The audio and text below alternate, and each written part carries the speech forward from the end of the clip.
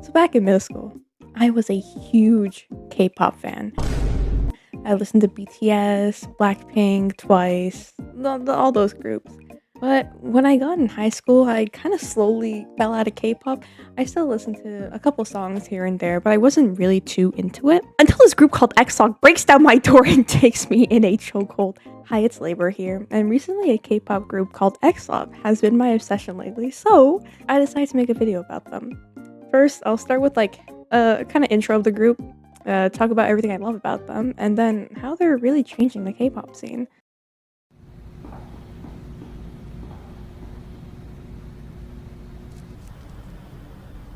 Now, if you don't know what or who EXO is, they're basically a genderless K-pop group consisting of members, leader and producer Muti, Rui, Hyun, and Haru.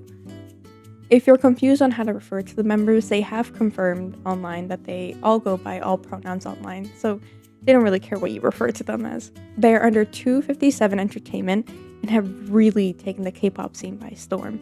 They debuted early 2025 with their single I'ma Be, with a comeback in the summer, One and Only, which is their most popular song currently, and recently, about a month ago, released their newest comeback Riz with their mini album Unlove.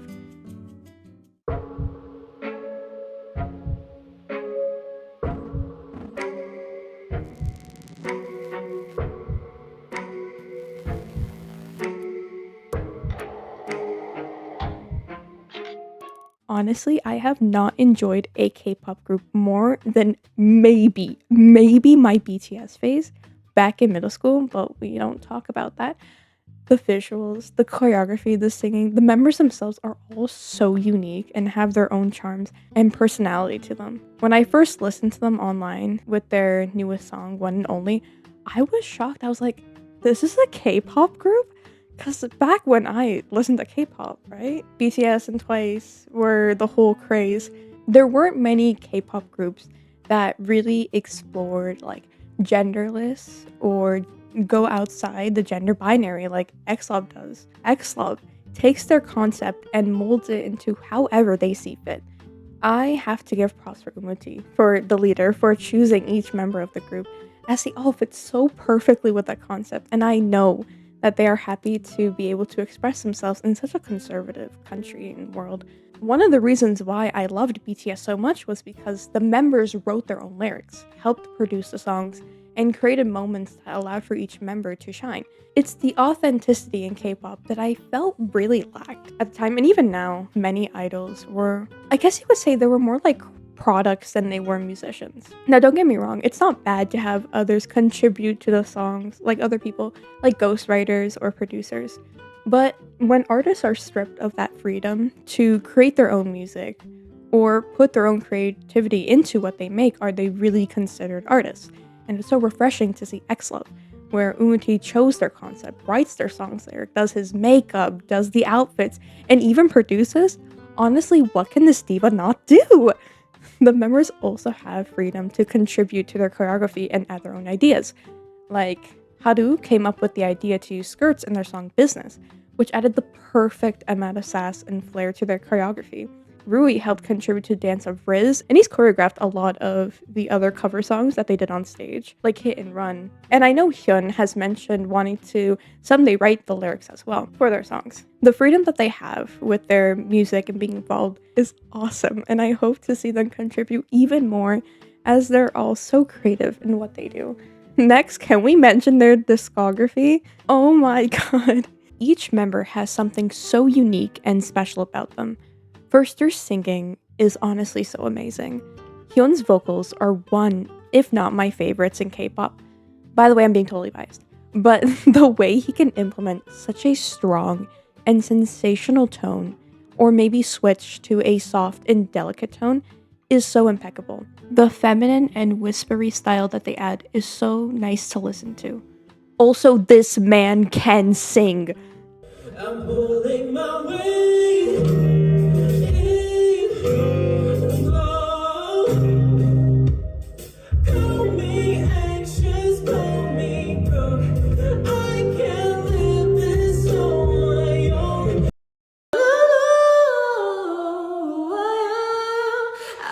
you move? Little Miss sweet, little Miss cute, little Miss soft with attitude, little Miss nice but not my bite. Don't try, I got a million moves. Little Miss sad, little Miss cool, little Miss let's break all the rules. Little Miss nice but I'm my bite. Don't try, I got a million moves. I'm Little Miss girl.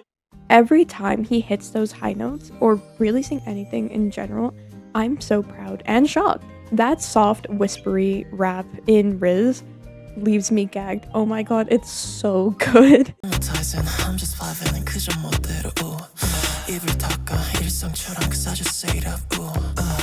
Now, Rui's vocals, on the other hand, is so light and delicate, almost like a feather resting upon the melody. Yeah, I got the wrist, body moving with a kiss. Love the way you saying please. Look at me, I'm moving, kiss. I don't wanna lie, I wanna sit back and don't. Oh, but I could never try, 피어나 향기 follow. So back, come and just show me what you made it. The vocals have really shined throughout this comeback, and she's really improved in her vocals since debut. Haru, in contrast, has a more deep and richer tone that goes so well together when put together with Hyun's vocals.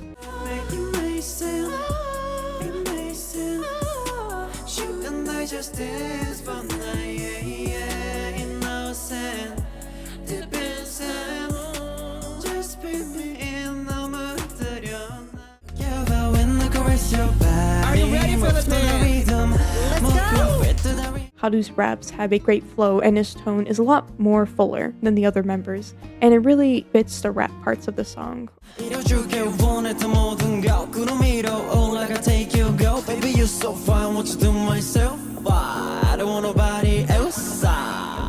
Lastly, Umuti's tone is smoky and is clear. He does not play around with his singing.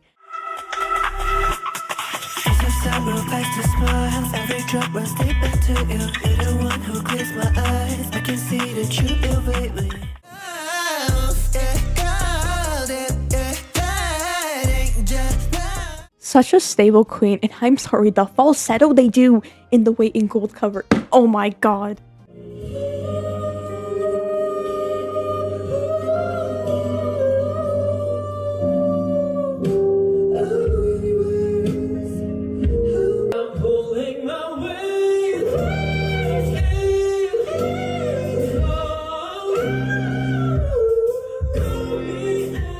I really hope to see something similar to that in a comeback.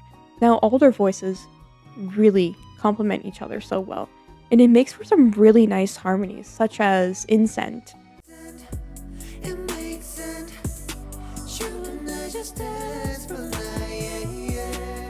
Or the harmonies in Kiss and Say Goodbye.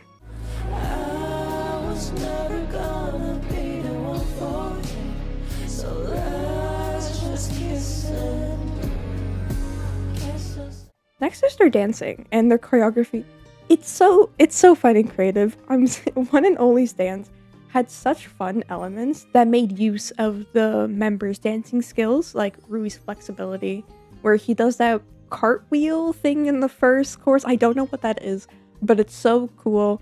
Don't ask me to do that. I am not flexible. I would break my back and die.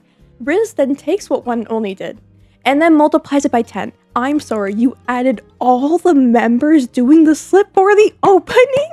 Excuse you? Their dancing also includes so many more traditionally feminine dancing styles, while also including a masculine aspect to it, which makes their choreography stand out. Finally, I cannot compliment Rui and Haru's dancing ability enough. We have Rui, who's done Chinese ballet, regular ballet, all these dancing styles ever since he was a kid.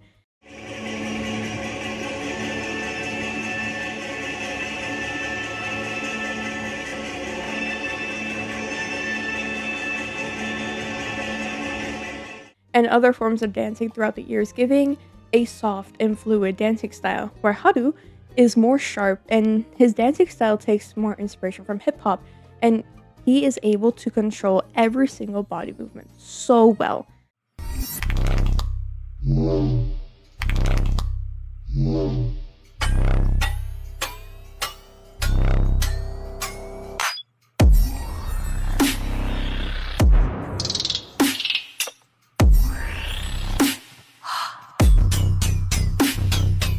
Lastly, they just look so good. I'm sorry, I mean, come on, look at they have, I'm going to say it, the best outfits in K-pop currently, including both girl and boy groups and co-ed groups. I know the members contribute to their own outfits and makeup looks, but can we also give a round of applause to their stylist? Whoever they are needs a raise because I have not hated a single look thus far. Neon Bob Wumuti does not count. This is a personal pet peeve of mine, right? But I dislike it so much when K-pop groups either put all their members in the exact same outfit or the outfits are completely different from each other and they don't even look like they're part of the same group. XLove beautifully constructs their outfits and makeups that not only complement each other but also shows each different personality of the members. Now, one of my favorite stage outfits is the one for Riz that they did at the stage show. These outfits each show a different side of the member while still fitting with the group's concept. They aren't afraid to wear long wigs, dramatic makeup, or go into different styles. Like one of their styles for the Beep stage was Gyaru, or their song for Riz, they looked like they were part of a mafia. Or hell, you know what? Let's just put them in a psych ward. Their fits are so versatile. And they really embody the meaning of being genderless because then it creates something beautiful. Also, I need all the members to give me their entire wardrobe right now. Give it to me. Give it to me. Give it.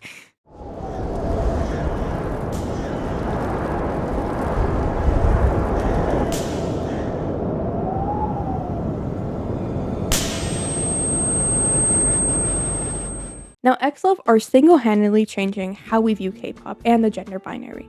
Now, we all know Korea is still a very conservative country, but XLove, with their genderless concept, not being afraid to appear feminine or masculine, and doing what they think fits right is so powerful. They are such icons, especially in the queer community, being a safe space for E-Loves, which is the fandom name. Now, XLove has gotten so much hate, because as much as you K-pop fans want to preach on how inclusive you are to queer and trans people, the moment an actual queer group comes into the scene, we suddenly have to turn the tables. And I think this topic is best described by Panda Supremacy on TikTok. I will link her video in the description, but it is a funny listen to, actually, but so insightful to what the K-pop community actually views the queer community. In XLove, they have mentioned and expressed how they experience hate online because of their concept or being too feminine, but that does not stop them. I would also recommend checking out the interview that Rui and Wumuti did with Hong Seok-chun, and they basically have a sit-down interview. It's very interesting, and Rui does express how he's received hate in the past for being too feminine, for trying to be better than the girls, but it really isn't a competition, and I really love how open they are about their experiences. 제 무대를 보고 어떤 사람 여자 같다, 막 여자보다 유연하다 그런 말을 그 애초에는 편견이라고 할 수 있잖아요. 그렇죠. 그 왜 여자 같다. 그치. 나는 그냥 난데. 약간 이런 것도 가끔씩 들고. 그래서 제가 약간 이기려고 하는 거 아닌데 나는 그냥 잘해요. 약간 이런 마음으로 그냥. Also, can I mention what a great year 2025 is for the queer community in the K-pop scene? We have Ryujin, who came out as a trans woman. We have Kokona from XG, a trans-mass non-binary idol. And now we have a genderless K-pop group, XLove. And I remember, like, back then, Hong Seok-chun was banned from TV because he came out as gay in the early 2000s. And now, like, it really shows how times have changed because now we are more accepting of these groups. And these groups are now not afraid to put themselves out there and be their true selves. Lastly, I want to end this video off by saying thank you to XLove. Thank you for creating a safe space for the queer community. Thank you for being your true selves and helping other people discover their true selves. And I really hope great prosperity and fortune comes their way because they really do deserve it. From debuting in a small company with a new concept to breaking their own records and growing as people, they have really come so far in just under a year. And I am so excited to see what else they have in store. Thank you, viewer, for listening to my rant because XLove has been in my head and I needed someone to just listen to me yap about them. And thank you if you made it this far. I really hope you all have a good day and see you next time.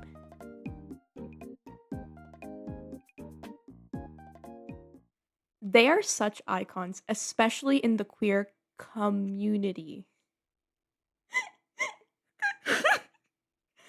Community. Community. Community. English is my first language. I should get this right.